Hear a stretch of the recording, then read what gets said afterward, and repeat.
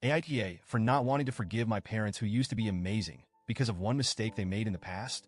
I'm 21 now, but this story starts a few years back. Growing up, I thought my parents were perfect. They were supportive, attentive, and I honestly felt like I had one of those picture-perfect families. My parents were there for me and my two siblings, attending every school event, helping with homework, and even joining in on silly traditions like family pizza night. They were always reliable, the kind of parents you could call on for anything. Except for one rule they kept firm: no phone calls after 10 p.m.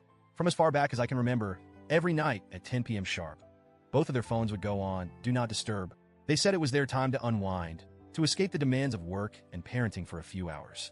They were clear with us about it too. If it's an emergency, they'd say, call again in the morning. If we get a call in the middle of the night, we won't be answering. Even though I was young, I respected their boundaries. They were so consistent and caring in every other way that this one boundary seemed reasonable. I just didn't realize how it would come back to hurt me. When I turned 18, I took a job as a server at a local restaurant. It wasn't glamorous, but I was excited to make my own money. The only downside was the late hours. Some shifts had me working until midnight or later. My parents were supportive of the job, but didn't offer any adjustments to their no-calls rule. I'd bring it up once or twice, saying, hey, what if something happens? What if I need you? They'd gently remind me that I was an adult now, and with their full-time jobs, they value their sleep. Again, I just let it slide. I thought, okay, maybe I won't need them at all. Until that one night. It was a Tuesday, a cold, rainy one in October.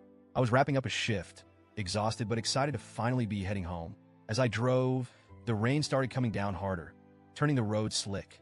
I don't remember exactly what happened next, but I know I hit a patch of water and lost control of my car. The next thing I remember was the world spinning around me, glass shattering, my head slamming into something hard. And then, darkness. I woke up in a daze, my whole body screaming in pain. My leg was twisted at an unnatural angle, and blood was trickling down my face. I was disoriented, panicked, and all I could think was I need my parents. With trembling hands, I grabbed my phone and dialed my mom. Straight to voicemail. My dad's number? Same thing. My heart sank as I realized they'd kept their phones on, do not disturb, like every other night.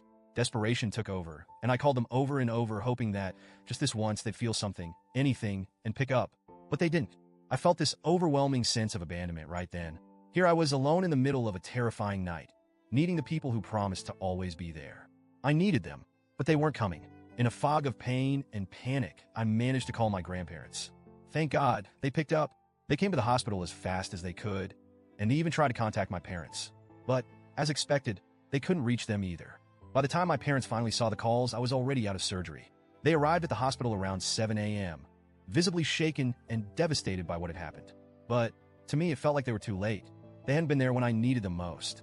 The aftermath of that night wasn't just physical. It changed me on a fundamental level. I didn't just suffer injuries. I was left with a permanent disability that affects me daily. I spent weeks in the hospital, and my grandparents were by my side every step of the way. My parents apologized, but I couldn't get over the feeling of betrayal. I knew they hadn't intended to abandon me, but the outcome felt the same. Even when I went home, my relationship with my parents was strained. I could barely look at them without feeling resentment. They tried to make amends by offering to drive me to physical therapy and doctor's appointments, but I refused their help.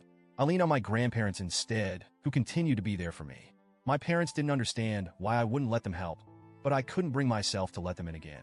They promised to change their behavior, and to their credit, they did. My siblings have told me that since that night, my parents keep their phones on at all hours, ready to answer any call, anytime. But for me, it's too little, too late. They only changed after it was me who had to suffer because of their stubborn rule. Over time, I grew more independent. I found a job that accommodated my needs, saved up, and finally moved out. When I did, I went no contact with my parents. My grandparents tried to intervene, saying I was punishing them too harshly for something they couldn't have foreseen. They argued that my parents had learned from their mistake, that they felt genuine guilt, and that they'd do anything to make it up to me. But here's the thing, there's no undoing what happened. That night is seared into my memory as one of the most traumatic moments of my life. And I went through it alone because they weren't there. It's not something I can easily forgive, even if they've done everything right since then. I know they're sorry, and I know they've changed.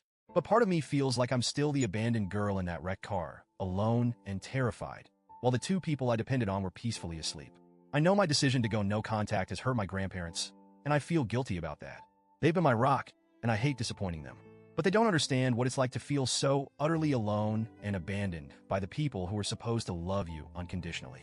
And as much as I appreciate their loyalty to my parents, I can't just forgive and forget when I'm the one living with the aftermath of that night. So, Reddit, AITA for refusing to forgive my parents for this one mistake?